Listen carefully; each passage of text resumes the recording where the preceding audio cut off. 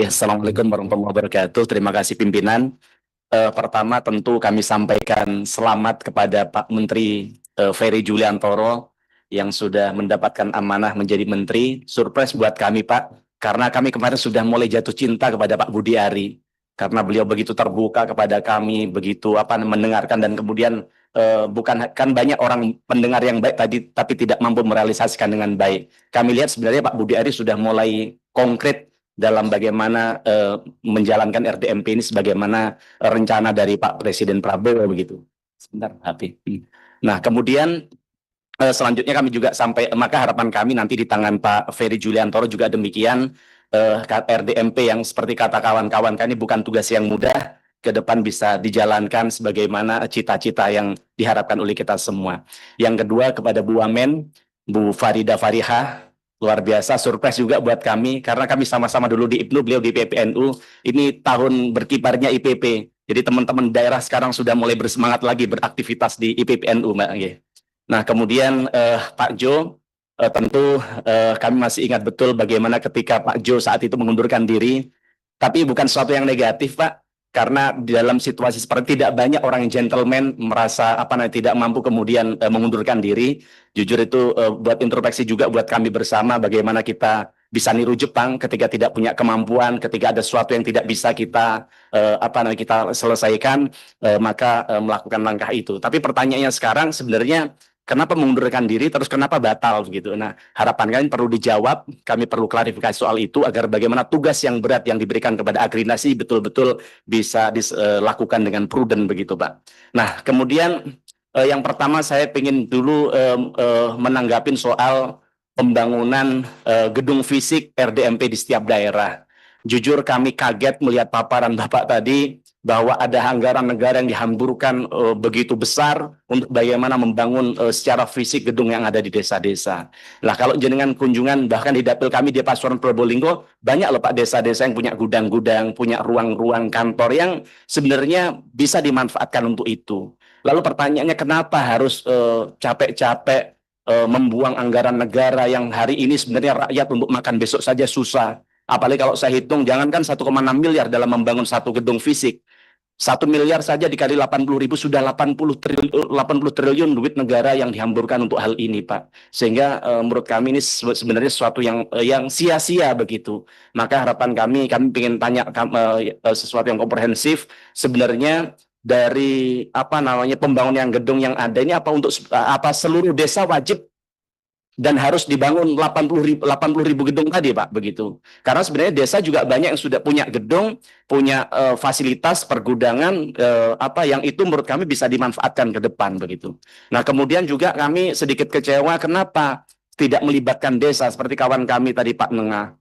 Kenapa kemudian desa yang punya BUMDes, yang mereka punya bahkan yang tidak punya BUMDes pun desa banyak sekali masyarakat desa yang punya tukang, punya orang yang menganggur. Kenapa mereka tidak dilibatkan dalam hal ini begitu? Nah, maka harapan kami kalau mereka desanya mampu untuk menangani sendiri, kenapa tidak serahkan ke desa? Kenapa harus ke orang lain begitu, Pak? Nah, ini harapan kami ke depan bisa menjadi perhatian kita bersama. Nah, kemudian juga yang kedua, Pak. Hari ini banyak sekali masyarakat terutama di kawasan lahan sawit. Mereka risau dengan adanya skema Kopdes Merah Putih yang dikelola yang akan dikelola oleh Koperasi Desa Merah Putih, yaitu soal lahan sawit, Pak. Itu betul tidak, Pak? Bahwa ada rencana dari Koperasi Desa Merah Putih akan mengelola lahan sawit yang ternyata lahan itu hari ini dikuasai oleh rakyat yang bahkan hak miliknya sudah dimiliki mereka begitu. Dan ternyata koperasi yang akan mengelola adalah koperasi di luar dari desa itu, Pak. Nah, sebenarnya apa sih, Pak, tujuan dari koperasi ini? Kenapa kemudian harus menjajah lahan-lahan sawit yang hari ini sudah dikerjakan oleh rakyat, yang rakyat sudah mendapatkan manfaat dari itu begitu. Nah, kemudian kenapa harus koperasi desa dari luar desa itu begitu? Nah, siapa yang akan menentukan koperasi desa mana saja yang akan mendapatkan lahan sawit itu, Pak? Nah, kami tidak mau ada agenda terselubung di sini, karena jangan sampai kemudian ini akan menjadi konflik agraria baru yang hari ini sudah mulai ada tanda-tanda itu seperti di Riau dan sebagainya. Maka di tempat ini kami minta klarifikasi dari Pak Menteri soal hal itu. Dan kemudian kalau itu betul, Pak, klasifikasi RDMP seperti apa yang bisa mengelola lahan sawit itu. Jangan sampai kemudian ini menimbulkan kecemburuan di tengah-tengah masyarakat. Bagaimana kepala desa yang bagus-bagus bekerja keras untuk bagian membangun RDMP di daerahnya, ternyata dia tidak diberikan kesempatan oleh pemerintah untuk mengelola sawit.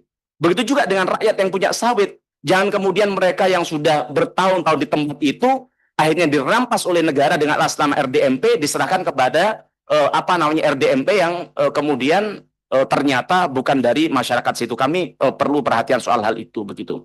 Kemudian Pak Menteri, bagaimana memastikan 30% dana desa yang ditahan untuk jaminan kredit KDMP itu betul nggak Pak?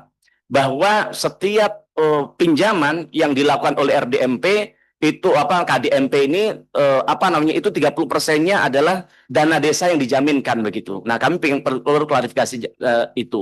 Jangan sampai kemudian dana desa ini kemudian karena di-hold, karena diblokir untuk menjadi jaminan itu kemudian menghambat pembangunan di desa begitu. Nah, termasuk ini pertanyaan lanjutan untuk bagaimana Agrinas. Nah, biaya pembangunan tadi Pak 1,6 miliar dari mana Pak? Mohon dijawab dulu, izin pimpinan boleh saya tanya. Dari dana antara. Jadi bukan dari dana desa yang dipinjam melalui himbara, tidak ya?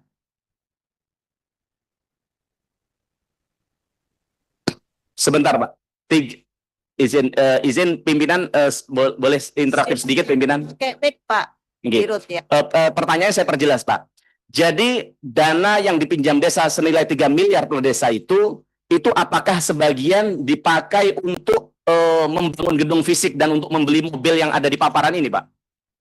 Semua dana yang dicairkan atau yang diberikan kepada Agrinas adalah untuk membangun fasilitas fisiknya maupun sarana prasarana pendukung daripada kegiatan koperasi tersebut, Bapak. Termasuk modal usaha? Saya tidak tahu, Bapak. Bahaya ini, Bos. Jadi kalau kemudian dana desa, pinjaman yang dilakukan pinanya adalah dana desa 30%. Sekarang, Pak, bagaimana desa bisa mengambilkan duit 1,6 miliar, kemudian beli mobil begini, kalau kemudian usaha, kita ngomong nggak usah jalan. Kita bicara saja ketika ini berjalan, berapa dia yang harus cicil untuk bagaimana bisa memenuhi dan membayar modal yang sudah dia habiskan untuk pembangunan fisik itu begitu. Nah, harapan kami ini perlu mendapat penjelasan lebih lanjut soal skema hal ini, Pak. Karena bagaimana ketika dulu kawan kami bertanya soal roadmap bisnis model, soal RDMP ini ya sampai hari ini tidak ada juga itu bisnis model yang kami minta paparannya. Seperti yang disampaikan kawan kami di Bali. Kami di daerah kami juga ketika reses kemarin kami ketemu dengan banyak kepala desa, Pak Dirut, Pak Menteri Koperasi.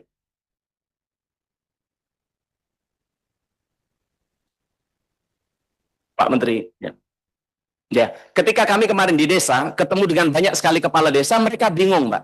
Bahkan ada banyak desa yang tadi Bapak sampaikan sudah setiap desa sudah dilakukan pelatihan dan sebagainya. Di tempat kami rasanya tidak. Bapak nanti saya cek. Bahkan jangankan tingkat operasional di lapangan yang menjalankan koperasi ini, bahkan kepala desa saja bingung koperasi ini mau diapakan begitu. Nah, jangan sampai seperti kata Pak pimpinan tadi, jangan sampai kemudian gedungnya fisik jadi, kemudian jadi kandang kambing atau dari rumah hantu begitu. Nah, ini harapan kami perlu mendapat pencermatan ke depan.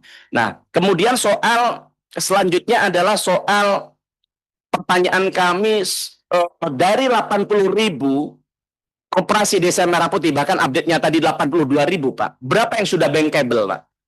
Jadi dari 82.000 yang kami dengar ada hanya 1.000 yang bankable. Artinya hanya 1.000 yang bisa mengakses kredit di perbankan. Itu betul nggak? Nah, kalau yang bankable hanya 1.000, sisanya yang 81.000 itu diapakan? Apakah tetap dipaksakan untuk jalan, untuk menjalankan usahanya atau tidak? Ketika dipaksakan karena dalam rangka ini program negara, lalu yang bertanggung jawab, Pak Menteri, lalu yang bertanggung jawab itu ketika terjadi kegagalan siapa? Apakah dana desa yang dijaminkan tadi, yang kemudian ketika gagal akan menghambat program stunting di desa, jalan desa, dan sebagainya? Atau apa? Atau siapa? Begitu. Dan kemudian mitigasinya, Pak. Sekarang MK ini saya lihat sudah mulai benar. Sudah melakukan langkah-langkah, setiap kebijakan negara yang di luar koridornya sudah dikembalikan lagi ke jalan yang benar. Nah, sekarang mitigasinya apa? Ketika misalnya Mahkamah Konstitusi memutuskan bahwa dana desa tidak boleh lagi digunakan untuk jaminan. Lalu siapa yang menjamin 30% tadi, Pak? Apakah negara atau uang dari mana begitu? Ingat bahwa negara kita melakukan efisiensi begitu besar di dana transfer daerah, dana desa dan sebagainya. Tapi kemudian di satu sisi ada ironi, ada sesuatu pembangunan fisik yang secara ugal-ugalan yang nilainya 80 triliun tadi ditambah lagi 30%.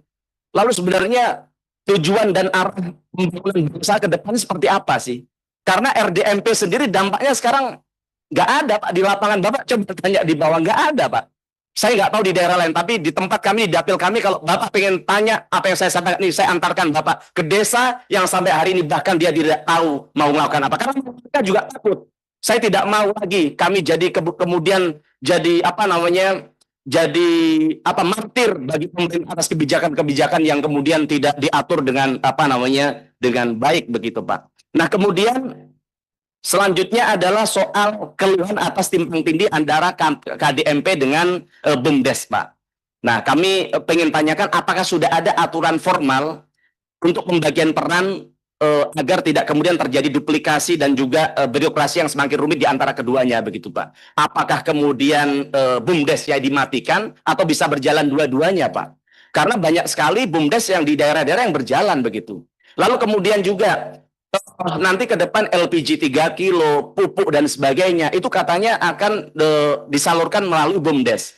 Lalu bagaimana dengan nasib yang selama ini agen-agen LPG, agen-agen pupuk yang sudah berjalan seperti apa, Pak? Karena mereka sudah menghidupi keluarganya dan sebagainya, banyak orang yang bekerja di dia, jangan sampai kemudian ini dalam rangka KDMP kemudian mematikan kehidupan dari rakyat kita yang hari ini sudah berjalan begitu, Pak. Nah, harapan kami tidak terjadi.